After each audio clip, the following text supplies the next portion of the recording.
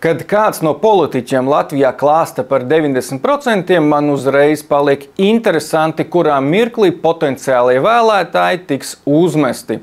Šī cipara klasiķis ir trūksnis 90% atlaidi nekustamo īpašumu nodoklim ar lielāko koeficientu. Jūrmalnieki izprast, kā veidojās nodoklis atsakās, tiem patīk skaitlis 90. Gatim ar to pietiek. Nākamais ir Šuvājevs, galvenais progresīvo ekonomiskais stūrmanis. 90% iedzīvotāju maksās mazāk nodokļu.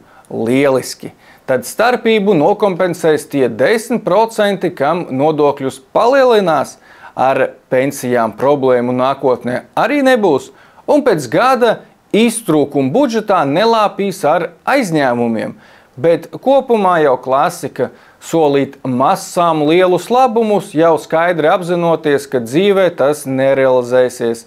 Interesanti, kuri būs tie, ko Šuvājevs nosauks par vainīgiem, kad šis plāns izgāzīsies.